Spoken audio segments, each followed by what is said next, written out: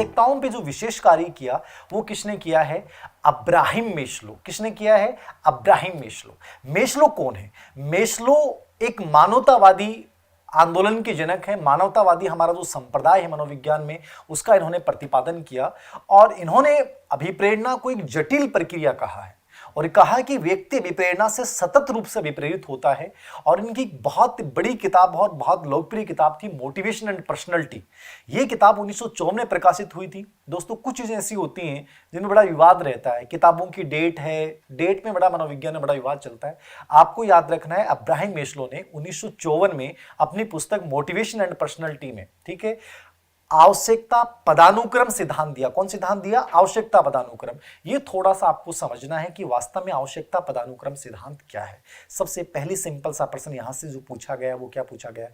अब जैसे मैं कह रहा हूं ना कि कोई भी चीज को पढ़ने से पहले माइंड में इमेजिनेशन करना है।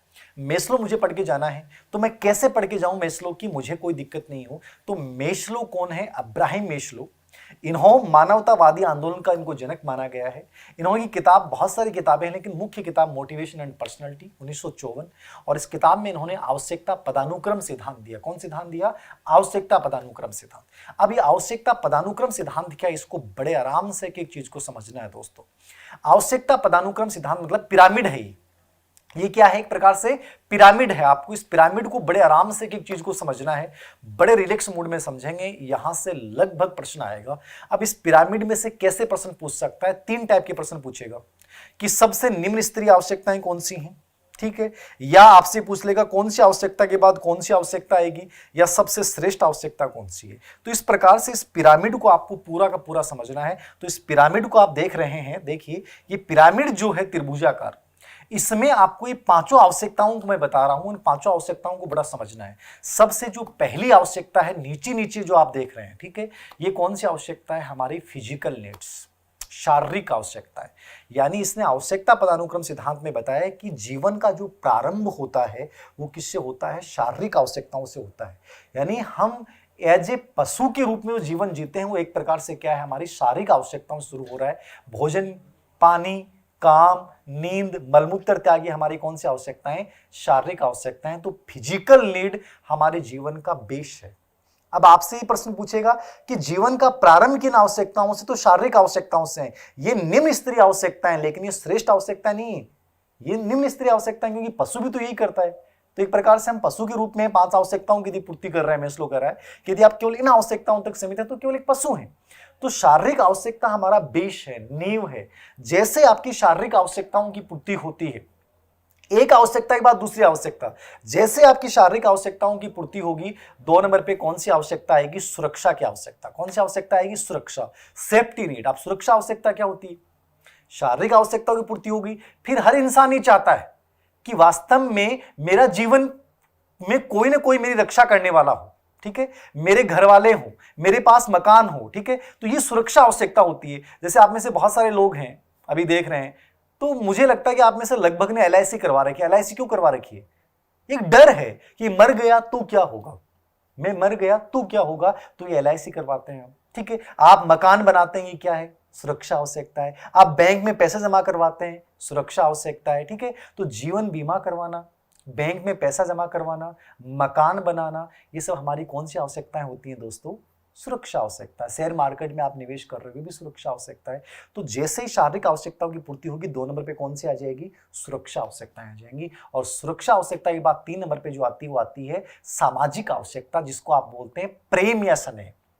सबसे पहले शारीरिक आवश्यकता, उसके बाद 2 नंबर पे कौन आई? सुरक्षा आवश्यकता, और 3 नंबर पे कौन आ रही है?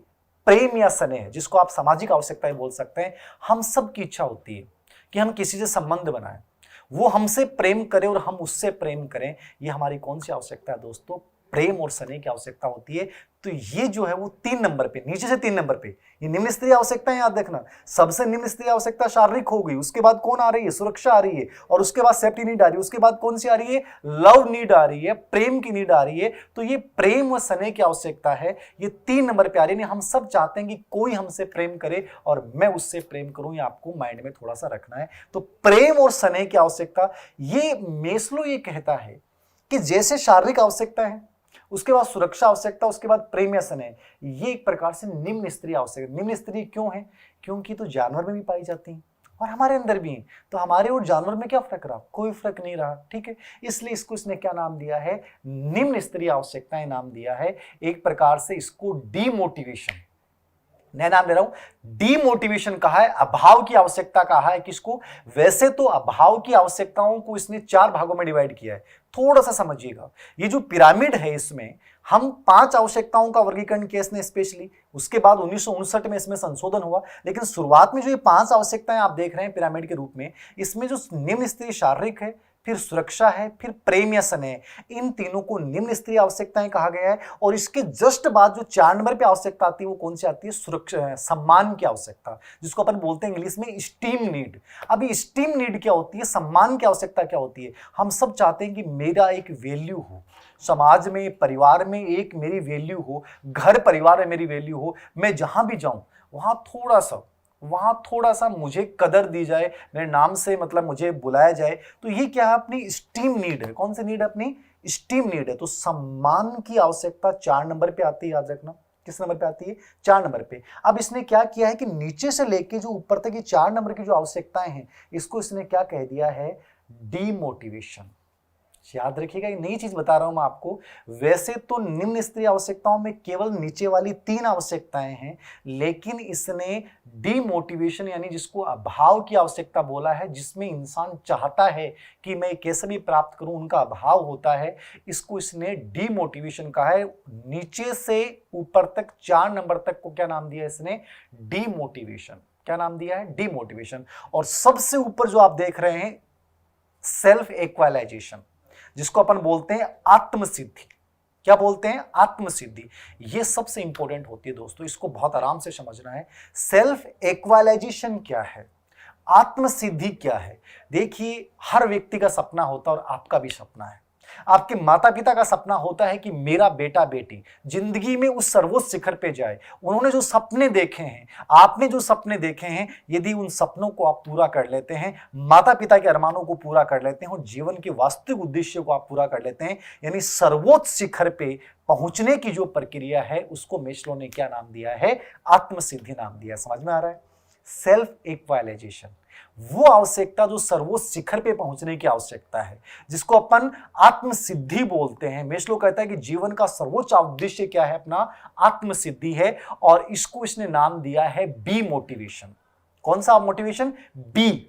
डी मोटिवेशन कौन था? नीचे वाले। ये बी मोटिवेशन है, मतलब इसमें 17 मेटा आवश्यकता भी शामिल है। मेटा आवश्यकता जानते हैं? आध्यात्मिक आवश्यकता, उदारता, न्याय, सौंदर्य, सहानुभूति, ये सब अपनी किस में शामिल हो जाती हैं दोस्तों? ये अपनी आत्मसिद्धि में शामिल हो जाती हैं। किस में शामिल हो जाती हैं? आत्मसिद्धि। तो सबसे बेस्ट आवश्यकता कौन सी है? आत्मसिद्धि। कि जिस उद्देश्य के लिए भगवान ने मुझे भेजा है, उस उद्देश्य को यदि मैंने प्राप्त कर लिया, इसका मतलब मैंने किसके प्राप्त कर ली है? आत्मसिद्धि की। तो ये इसका पिरामिड पूरा हो गया। क्या हो गया? पिरामिड पूरा। तो इसको आपको किस प्रकार से तैयार करना है? सबसे श्रेष्ठ, सबसे महत्वपूर्ण आवश्यकता कौन सी है? आत्मसिद्धि, सबसे ऊपर ऊपर। और सबसे निम्न स्तरीय आवश्यकता कौन सी है? शारीरिक आवश्यकता। इनका सीक्वेंस याद करके जाना है। और ऊपर वाले मोटिवेशन को इसने बी मोटिवेशन और सबसे श्रेष्ठ आवश्यकता कहा है। आत्मसिद्धि का मतलब होता है अपनी आंतरिक योग्यताओं के अनुसार जीवन के सर्वोच्च लक्ष्य को प्राप्त कर लेना। ये दोस्तों क्या कहलाता है? आत्मसिद्धि कहलाता है। ये समझ में आ गया? आत्मसिद्धि को समझ लिया तो सबसे इंपॉर्टेंट पार्ट यही था। अब जैसे कई बार होता है कि उस बच्चे कहते हैं कि सर कुछ किताबों में ये भी लिखा हुआ है कि 8 आवश्यकताएं हो गई। आरएस मेंस की जब अपन तैयारी करते हैं तो यहाँ थोड़ा सा पब्लिक एड के अकॉर्डिंग पढ़ते हैं मोटिवेशन को, तो थोड़ा चेंज हो जाता है। शिक्षक भर्ती में केवल ये 5 आवश्यकताओं के बारे में आपसे पूछेगा, आपको इतनी देखनी है। जब आरएस मेंस की अपन तैयारी करते हैं तो यहाँ देखते हैं कि 1959 में अब्राहम मेस्लो ने इसमें 3 आवश्यकताओं को और जोड़ दिया। कब जोड़ा इसने? 1959 में 3 आवश्यकताओं को और जोड़ा। और वो आवश्यकताएं कौन सी हैं? पहली है उत्तेजन आवश्यकता। उत्तेजन क्या है? मतलब यौन, उद्यमिता, जांच पड़ताल, ठीक है। ये जस्ट शारीरिक आवश्यकता और आपकी जो प्रेम की आवश्यकता होती है ना, प्रेम की आवश्यकता से जस्ट पहले, शारीरिक आवश्यकता के बाद में आती है उत्तेजन की आवश्यकता, और प्रेम की आवश्यकता से जस्ट पहले आती है, इसको अपन बोलते हैं उत्तेजन की आवश्यकता। दूसरी आवश्यकता को इसने शामिल नाम दिया है एकीकरण या समग्र आवश्यकता, मतलब होल नीड। एकीकरण या समग्र आवश्यकता क्या है? मतलब हम जैसे ही सम्मान प्राप्त करते हैं तो सम्मान प्राप्त करने के बाद जो है हमारी आत्मसिद्धि से पहले जो आवश्यकता आती है वो आती है एकीकरण या समग्र आवश्यकता। तो एकीकरण समग्र कब आती है?